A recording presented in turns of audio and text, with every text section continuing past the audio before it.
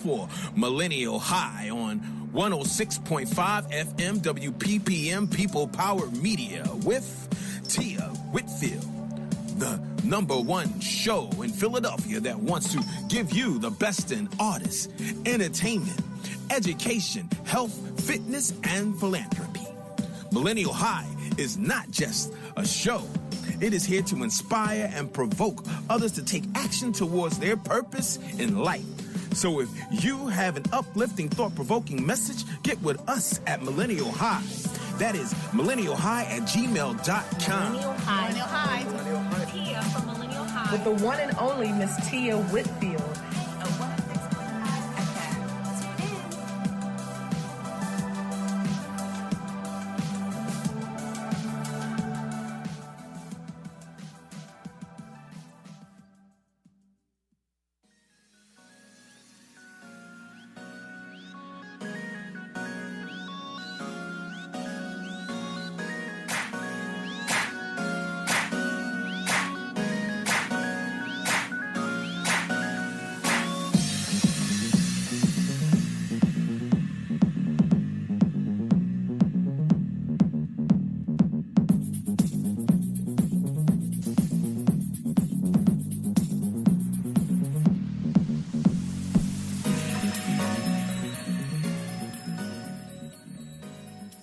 It's your girl, Tia Shasha High, the host at Millennial High, where the trend-setting millennial comes for motivation, inspiration, and deep conversation. We're so excited to welcome back Tiffani Dean and Jody Austin of the Collective Mic. They will talk about their off-Broadway hit Between Colored Lines and Other Black Girl Tales, coming to Philadelphia for 1 weekend only, February 23rd and 24th. And they'll also discuss just the process of working off-Broadway and how to put on such a really great play.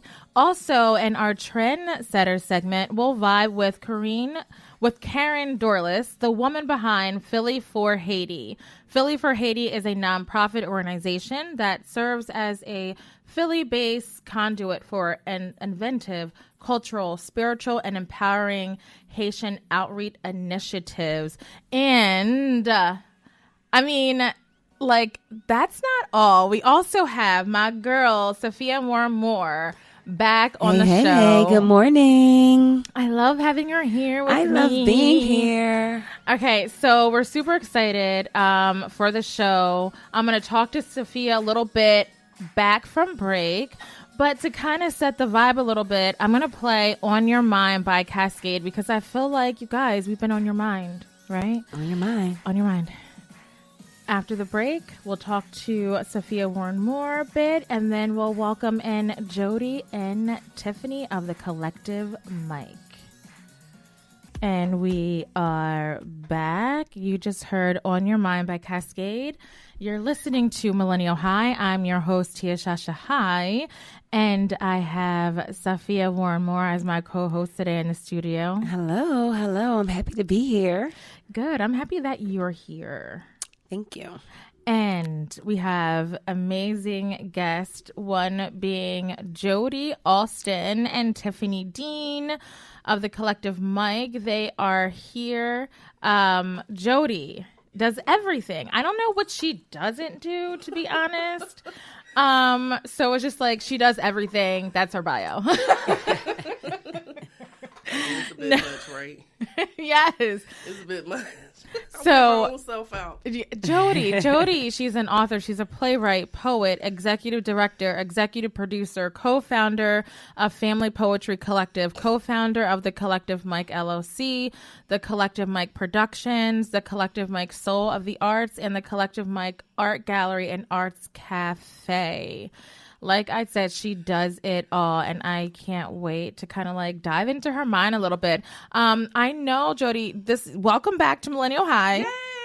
Thank you for having us. Welcome. Welcome back. And I must say that we have a lot of new listeners from the last time you were on, which was my birthday special in June. Yes. So talk a little bit about who you are. Like, I went over all these like amazing accolades, but how did you start out just becoming, just being a creative? Woo! Since I was a kid, My mother is an activist. She's a poet. She's a playwright as well. And my bedtime stories were of Nikki Giovanni, and Sonia Sanchez. And That's Angela amazing. Davis, and so those were my introductions. And then in elementary school, I actually started with music with Miss Kilpatrick, my first music teacher. So the first things I actually started writing were musical notes. Wow. I played till I was in my early 20s, so and I still play. I play sax.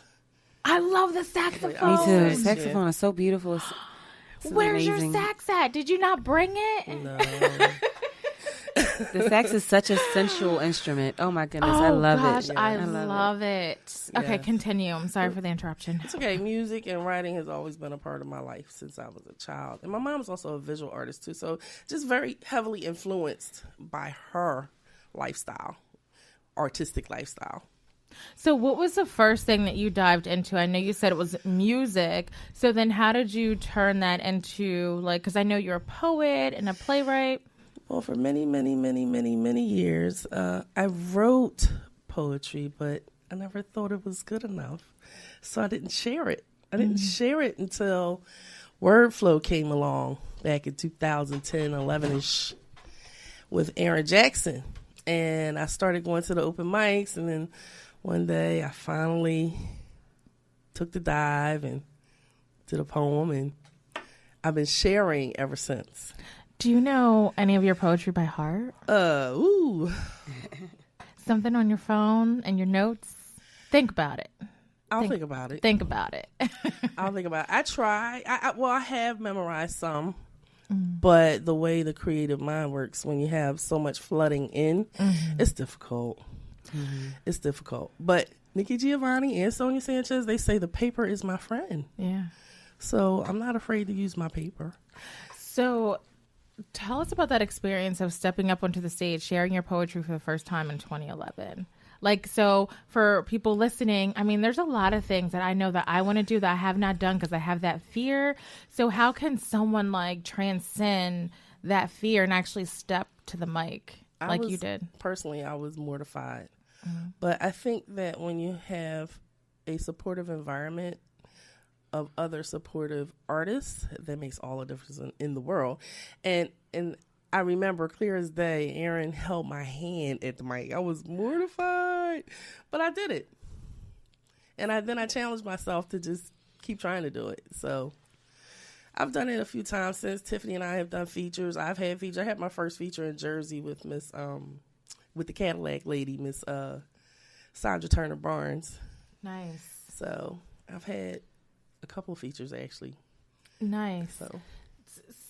So I think that story is very relatable about overcoming your fears and initially thinking that your work isn't good enough. Yes. I think a lot of people can relate to that, and it's important that they take your message and just overcoming your fears. You know, you felt mortified, but you got through it the first time. You had a support system is really important. Yes. I'm glad that you said that, because in speaking with Tia all the time, we talk about support systems, and it's important that you mention that. So for anybody that's aspiring to do anything, whether it's poetry or even another art or just anything that you aspire to do, it's important to know the first thing to do is know that you are good enough and face those fears, right? Yes. Yeah, definitely, I appreciate that message. And then finding that group of like minds who can support you. That collective.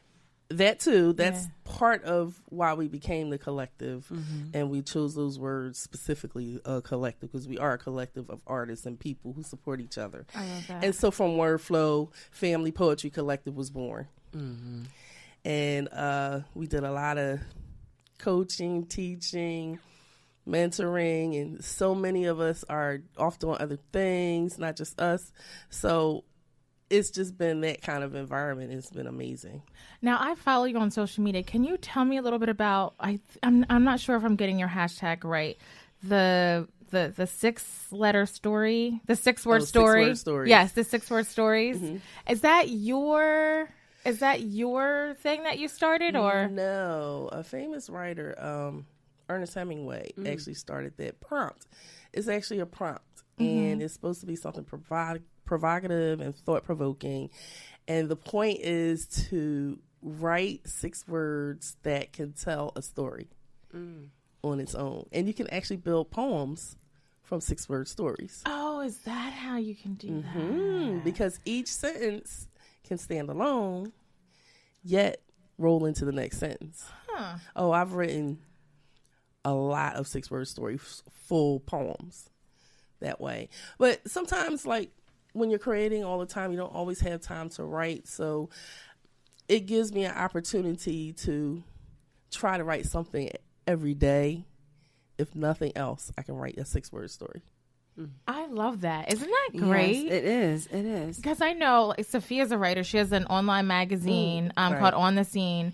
And I feel like, wouldn't that be really cool? People submitted like their 6-word stories to you or something like that. That would be. It's really interesting. I like the whole concept of it. And I like how it's something that's a starting point that you can develop and can flourish just from a 6-word story. So I like that. I like that. Okay, so let's talk about today, right? Because we dabbled in 2011 a little bit. We know you've done a ton of things.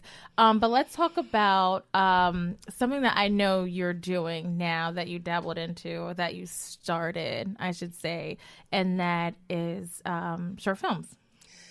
Yes. Talk about your short film experience. So, since we started in theater, we've always had the desire to live in both worlds, and there are clear differences between theater and film. So ever since Shamika S.L. Sawyer, shout out 5 Shorts Project.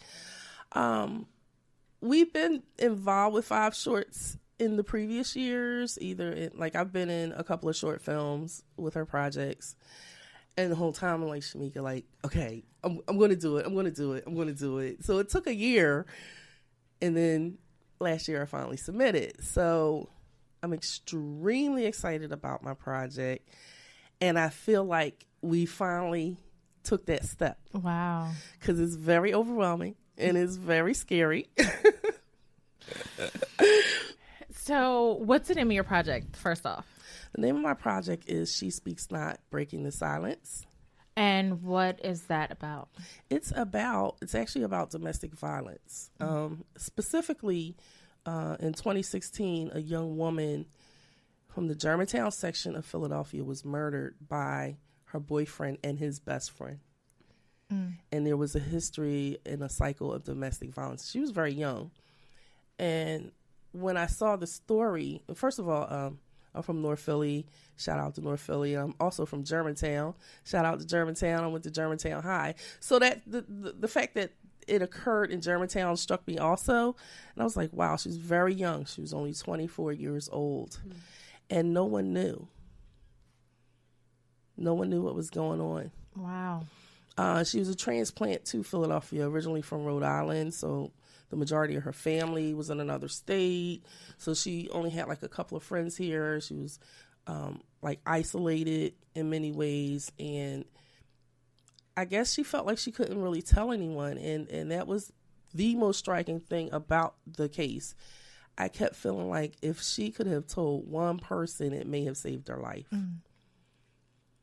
So, and that's what your short film's about. Yes. When I saw the story, it inspired a poem. Most of our stories in theater and film start with a poem. We tell stories through the poems. So I wrote the poem, and the poem became a piece in Tiffani's play, Between the Colored Lines. And as we were rehearsing the piece, the film started flashing in my mind. I said, you know what? This is what I'm going to submit to 5 Shorts Project. So I wrote the backstory to the poem. It's not a biopic of the young woman's life. It's a snapshot of what occurs in a domestic violence relationship. So that was the backstory that I wrote, and it has flourished. I also wrote the stage version too, which was in the Bridge PHL Festival in the fall, and it translated very well on stage as well. I would actually love to read some of your poetry. Where can we find your poetry? My fan page is on Facebook, True Story. True Story. And I'm also on Instagram at True Story 1210. So I do post poetry there sometimes as well. Okay, so let's talk about... I also have a book. Yeah. Tell us, what's the name of the book? It's called This Is My Pen, Volume 1. Okay. Ooh, I like that.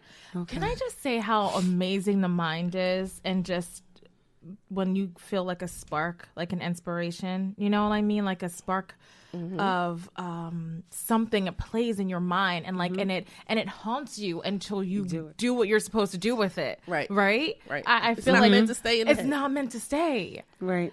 And some people let it stay, right? So then there's people like, Jody and Safiyyah, myself, like we just have to, we got to get it out there and then once you write it, it's like, oh, like it's that's it. You produce, it's not even like yours. You know what I mean? I don't know how to explain That's it. correct, because once you release it to the world, it belongs to everyone else.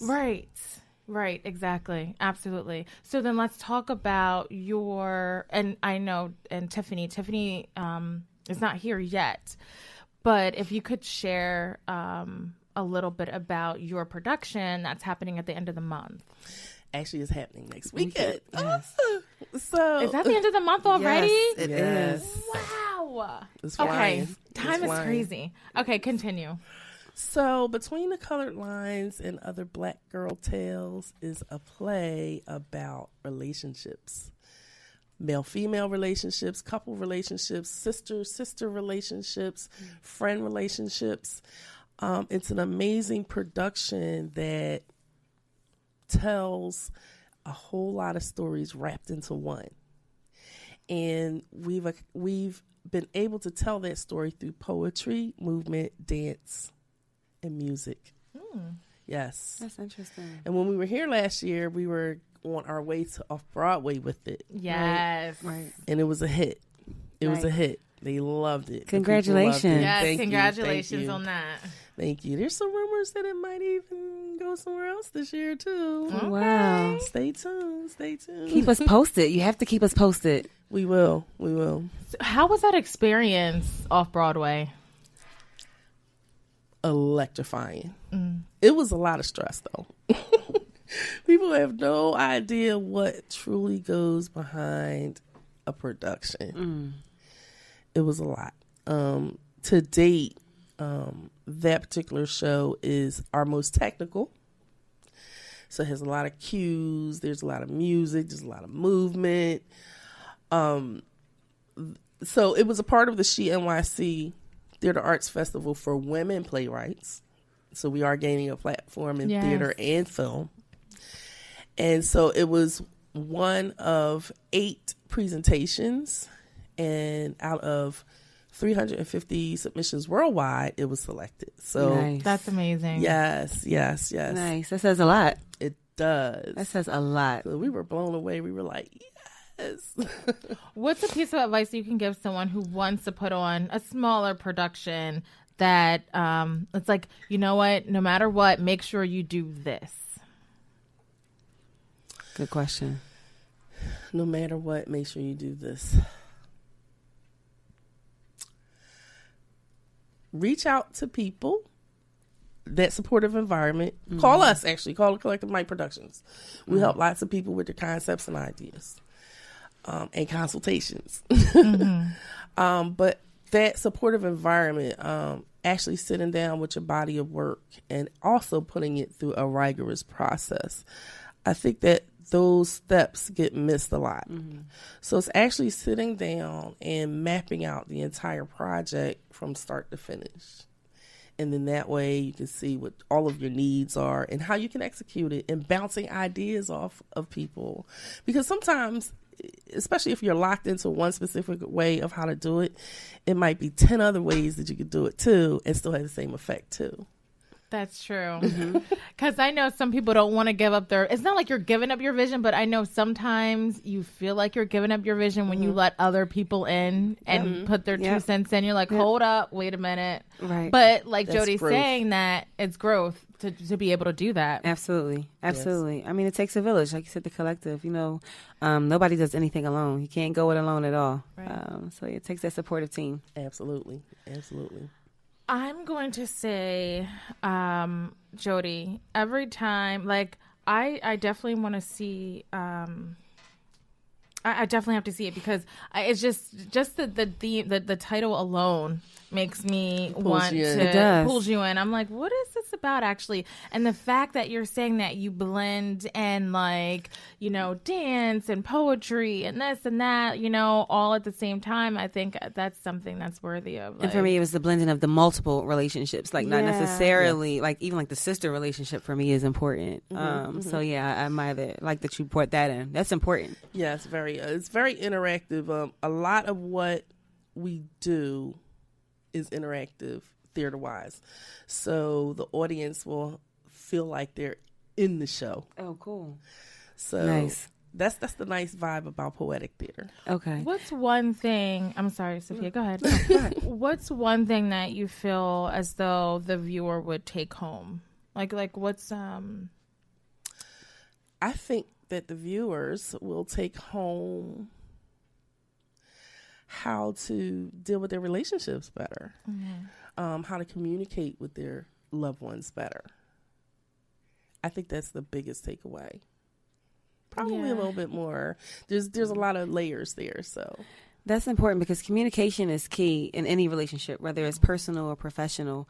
So to see it through creative work, I think people will embrace it because they see how it's relatable to them. Yeah. But communication is one of the most important it's one of the important things to humans. Absolutely. It's very important for us to be able to tell our stories. Absolutely. And it doesn't have to be just black girl tales. It's any woman's tales. It's black girl tales because that's what we are. And this is who we are. So we want to tell our stories from our perspective as well. Right.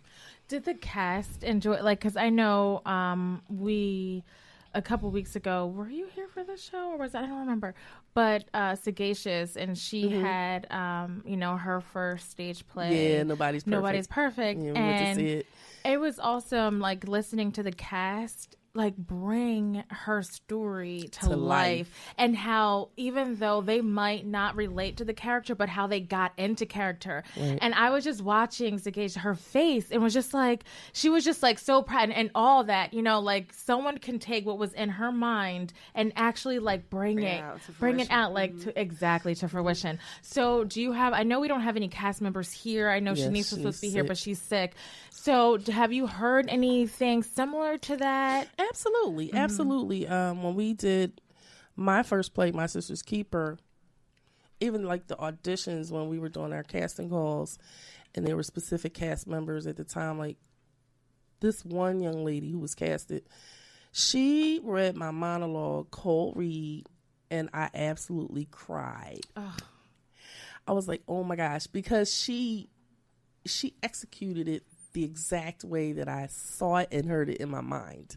So it's an amazing feeling to watch your work come to life. It's an amazing feeling to see that vision come to fruition. Oh my goodness, that even made me I know what you mean by that. Like, I know what you mean. It's amazing. And like when we did the Bridge Festival in the fall, that was the first time since we started doing our productions that I didn't have to do tech. It was the first time I actually had a chance to really sit in the audience and watch my work, and I was so skittish and squeamish. I was like, oh my God, I can't believe I'm finally getting a chance to like really see it. And I felt like nervous and like all these kinds of crazy emotions and stuff, but I was like, I actually get a chance to see it.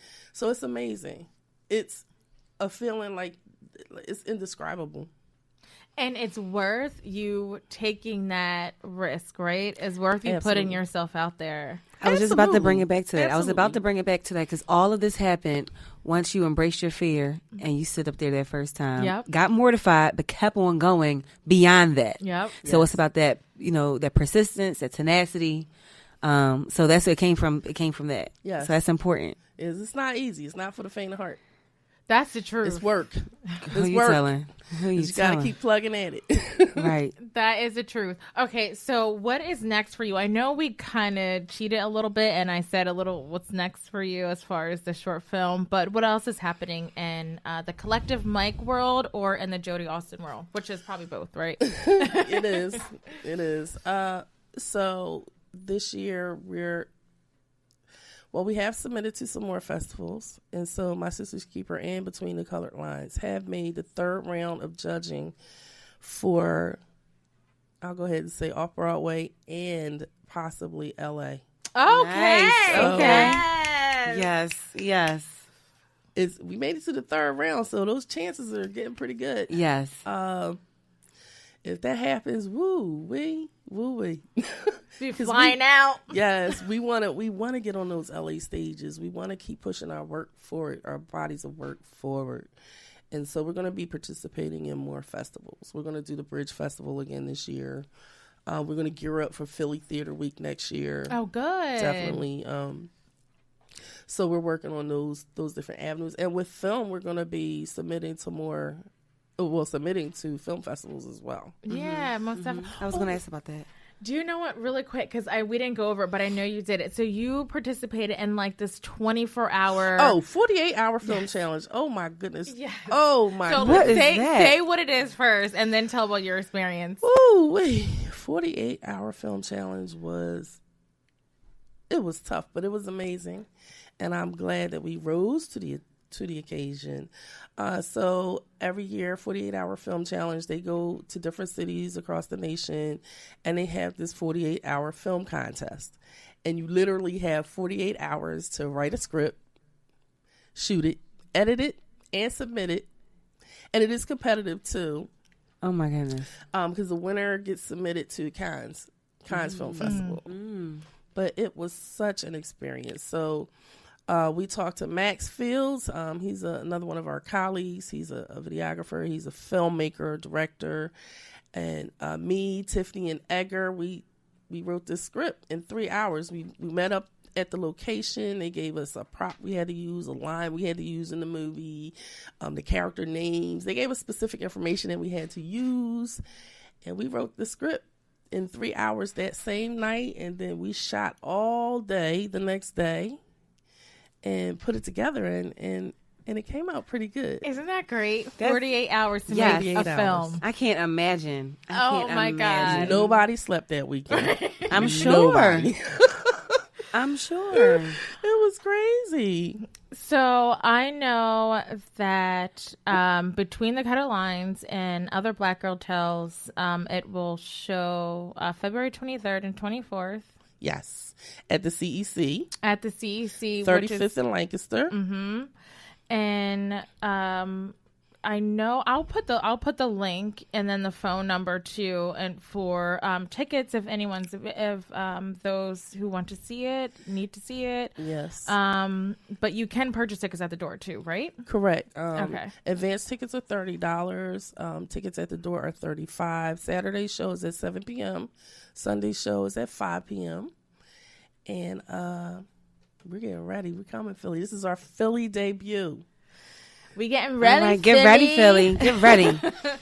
Oh my gosh. I wish we got a chance to speak to Tiffani. Yeah. But hi Tiffani, if you're listening. Tiffani. Hey. Even on the playback, you are absolutely amazing. I know I said this to you last year you were here, but it just keeps getting better, right? You just keep getting better.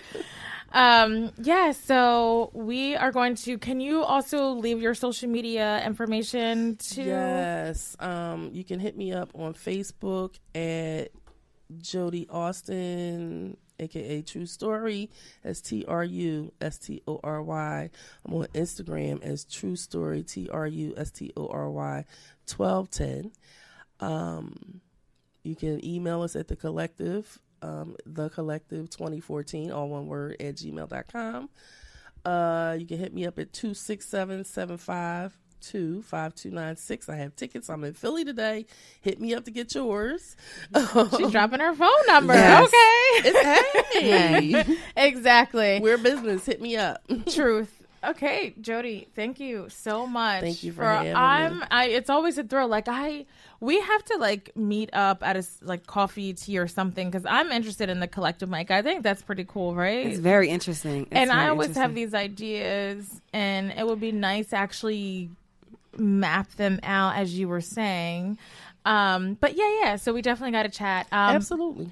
But we have our trendsetter segment coming up. So after this song, we're going to talk to Carine about Philly for Haiti, and I can't wait to chat with her. I need to talk to that person too, because Haiti is close to my heart. Oh yeah, I'm going to Haiti. I went a year after the earthquake. And stick I around. Jody's going to stick around. Yes. Okay, and then when we come back around, we'll talk to Carine.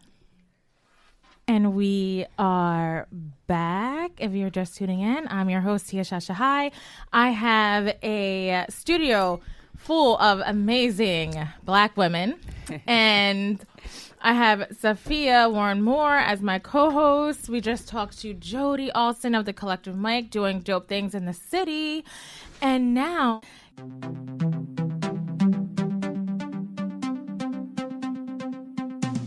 Now it's time for our trendsetter segment, highlighting people, music, ideas, and events that are on the leading edge.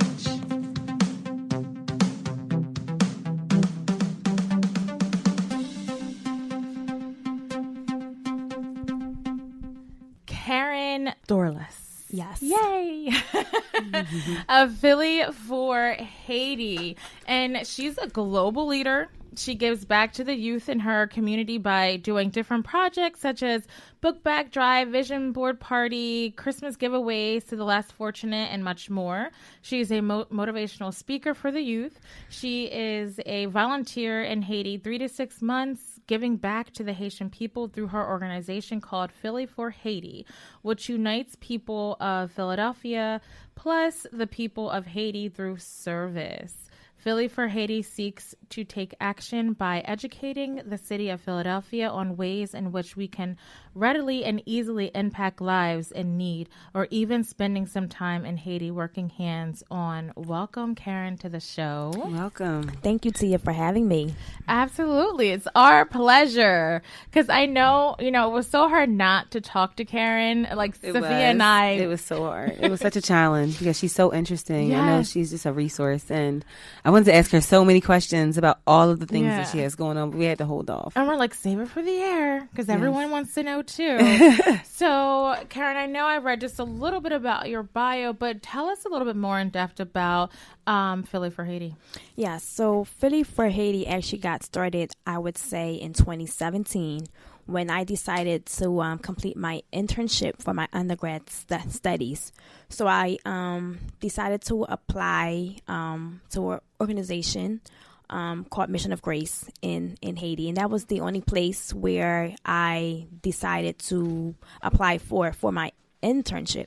So while I applied for my internship, it actually took them about 3 to 4 months to get back to me, which I didn't understand why. So when I contacted my internship professor, I told him that, hey, I wanted to go to Haiti. Could I go? He said yes. So I actually was attending Penn State, Abington. So everything has to go through main campus. Mm-hmm. So when main campus got my request to go to Haiti, they actually denied my request. Mm-hmm. And when my professor got back to me, I said, why is this?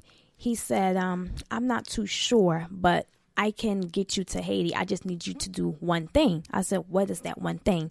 He said, if you can get anybody there in that mission to let you know that any children there or adults have disabilities, I can get you there.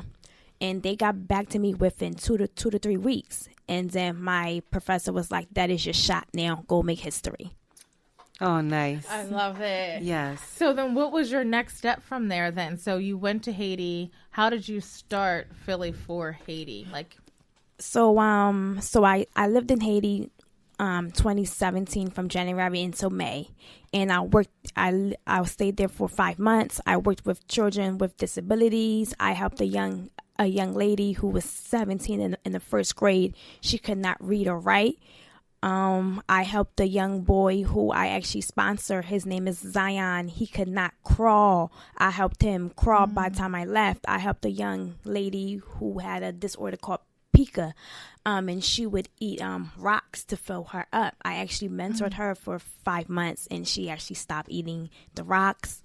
It was so many things that I did while being there, and I thought it was actually for me to go complete my internship, but it actually wasn't for me. It was actually for me. It was actually bigger than me. Mm-hmm. So by the time I left, I was like, wow, to see how much the Haitian people embraced me, how much stories that they shared with me the day before I left. It was just genuine love. Mm-hmm. And I knew by when I got on that plane to return back to the States that I needed to do more.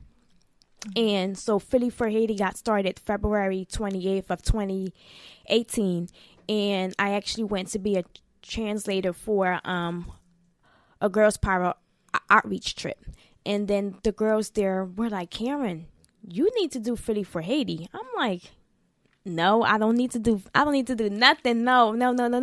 They were like, no, because where you're volunteering at, the people of the village know you. The people are running up to you. You're just walking down the roads, and everybody's like, hey, Miss Karen, hey, Miss Karen. The kids are running up to you. The adults are running up to you. Like, this is your calling. You need to do it.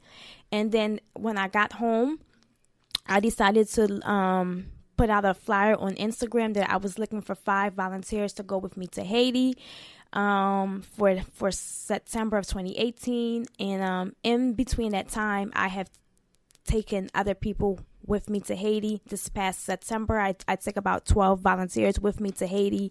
We gave away about 500 book bags to 2 organizations, one being Mission of Grace and one being an organization that my aunt has in Kazal, Haiti, where my parents grew up at. We took over 1,000 worth of school supplies, toiletries, you name it.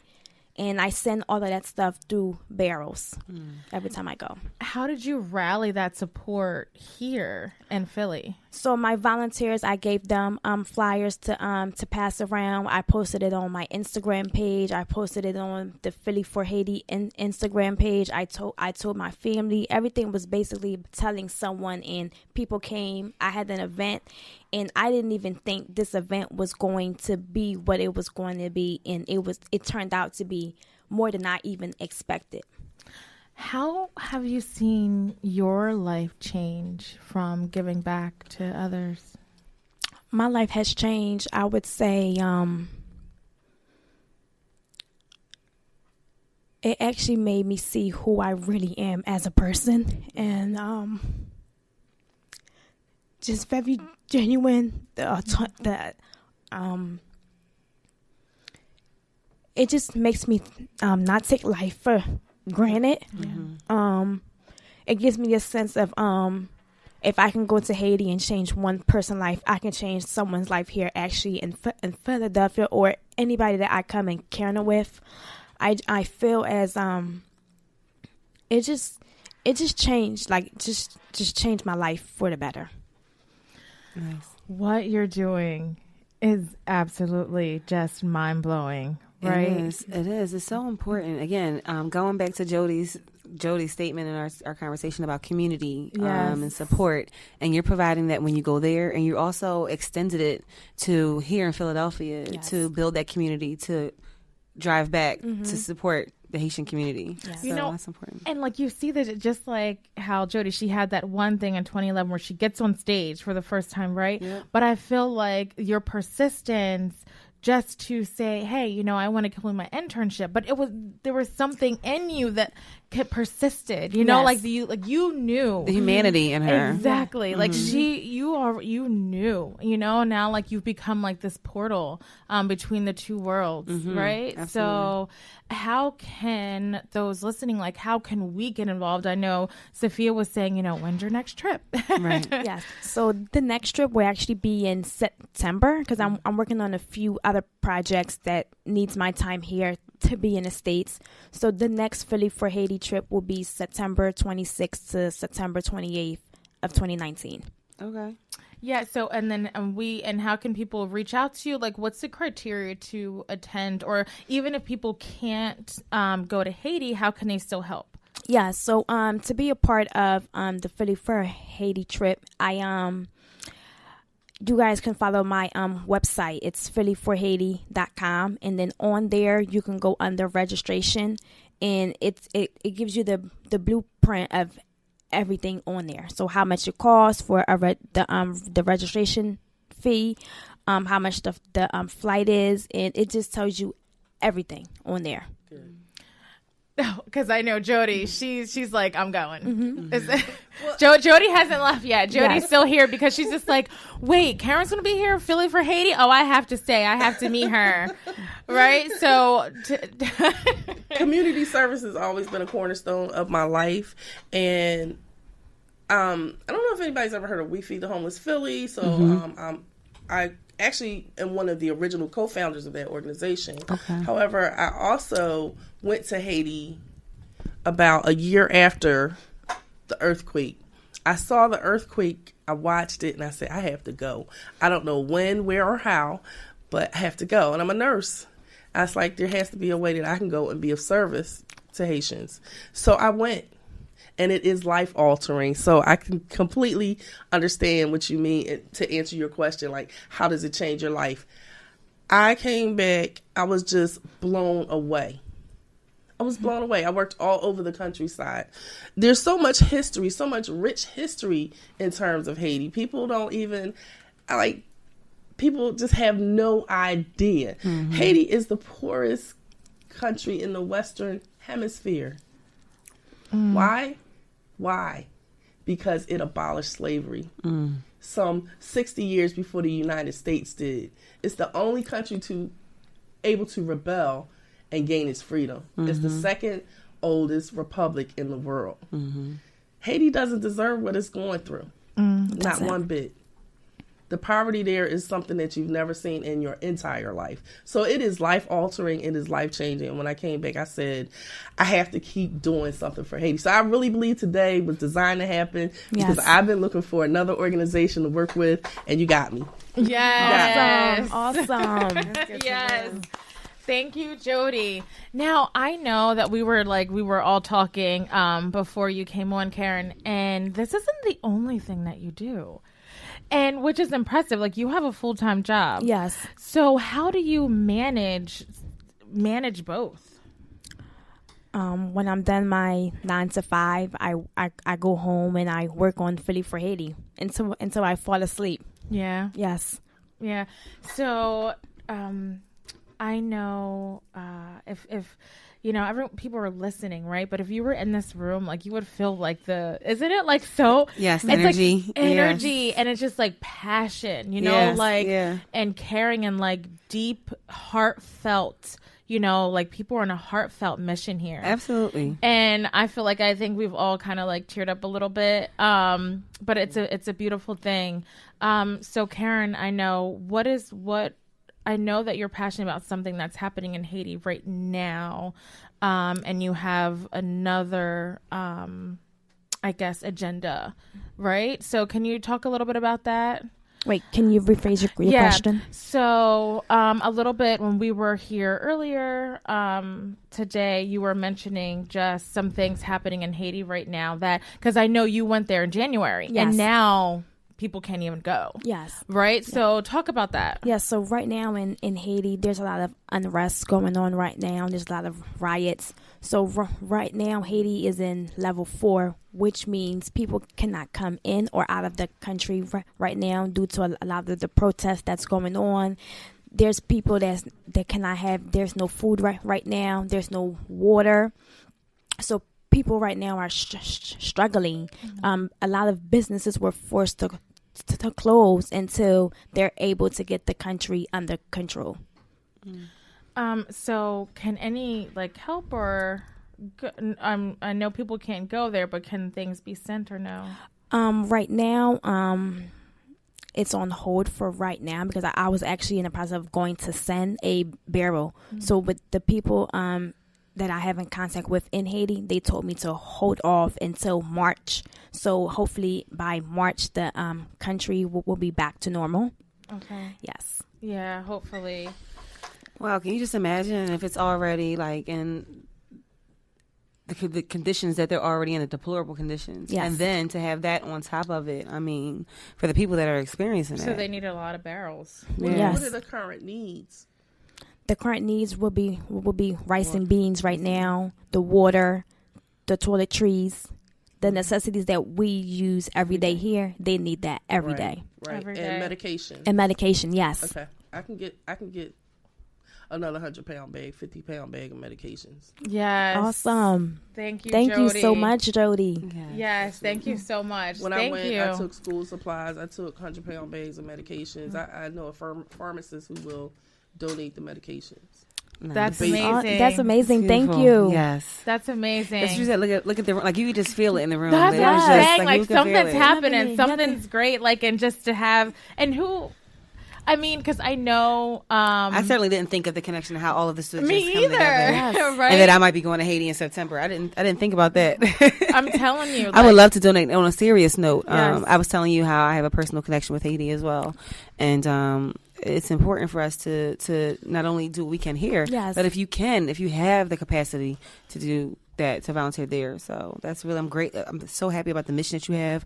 I'm pleased to convey your message and tell more people about what you're doing. Thank you. And thank you for your efforts that you're doing, because it's very necessary, it's needed, and thank you for all of your efforts. Thank you. Thank you so much. Thank you. And I know there's one really cool thing that you do too. So you also serve as a translator. Yes. Right? I know I know Safiyyah said a little bit of something. Go ahead. I just said como ye. Muy bien. Oh, y tú. Oh, okay. No, I don't know what you guys said. But I guess I said, how are you? And she said, good. Yeah. Very good. Yes. And we were very good. Yes. I want to learn something in Creole. You just did. You just did. Como ye. Como ye. Como ye? Como ye. Como ye. There you go. Okay. Good There job, we go. Tia. Thank you. You're welcome. And can you drop your social media handles for everyone listening again? Yes, you guys can find me on Instagram and Facebook at Carine Dorlus, and also Philly for Haiti on Instagram and Facebook as well, and also our website, phillyforhaiti.com. And spell your name, because Karen is a little different than... Yes. than Yes. usual. So my name is spelled Carine, Dorlus, Dorlus. Thank you so much. And I still want you to hang out a little bit. I know Tiffani just walked in. Tiffani Dean. Hey, how are you? Hey, how you doing? Hey, Tia? Tiff. Good. So we literally have 4 minutes left. That's it. So, and 4 minutes, talk about what you love doing the most. No. And 4 minutes, let's talk about what's happening the end of the month, actually next weekend, and, just what inspired you. Okay, so next weekend is the Philly hometown debut of Between the Colored Lines and Other Black Girl Tales. We actually debuted it this past July in NYC as a part of the She NYC Theater Festival. Off-Broadway. Yes, off-Broadway. The script was chosen out of 350 from around the world. So it was great there. We had a great show. It was rave reviews, sold out audience. Nice. And we're bringing it home. Yes. So February 23rd and 24th at the CEC, which is the why am I drawing a blank right now? 35th in Lancaster. Yeah, it's at 35th in Lancaster at the Community Education Center. That's what I was drawing a blank on. We will be doing this on Saturday. It's a 7:00 show. It's a 5 p.m. show on Sunday. We'll be doing a talk back on Sunday for folks who come out on Sunday. And tickets are $30. Only $30. Yes, only $30 and $35 at the door. They're selling out quickly. Yay. Feeling kind of good because, it's great to have people in other states embrace you. But when you're hometown. Yeah. Yeah. Here in Philly. Here in Philly, I'm really excited. I can't wait to see, everyone in the audience. And I even popped my head out on stage for a couple of minutes. So being the writer, what inspired you? Like, I know Jody said that this is about relationships, right? And the different form relationships can take. So why was that an inspiration for you? I don't know. There is a little bit of me in every vignette, in every story, in every character, and everything about this. There is a little bit about me. And, when you get to be a certain age, which I am, I'm 40. 30s. I don't mind saying it. I'll be 47 this year. Really? So when you get to be a certain age, you've experienced a lot. And I believe that God doesn't give you gifts to keep for yourself. So if I experienced, if I experienced a whole lot, then I'm supposed to give a whole lot back. So I need others to know that they're not alone. Yeah. Because there is literally a piece of me in every single character, every relationship, every situation in this entire production. So. And where can we find you on social media, and how can people where can we find you on social media? You can find us, The Collective Mic, everything, actually. It was said on Twitter, on Instagram, on Facebook, everything. It's The Collective Mic. You can reach out to us. If you, what's the PayPal link, Jody? familypoetrycollective@gmail.com. That's the PayPal link. So we're doing our tickets through PayPal. You just indicate which day that you're planning on attending, and we're doing everything through PayPal. You can also reach out to me directly at Tiffani Dean and on Facebook, La Diva Noir on Instagram. Okay. Thank you so much, Tiffani. Thank you, Safiyyah. Thank you, Carine. Thank you, Tia. As always, stay lit, love, inspired, and true. Until next time, bye.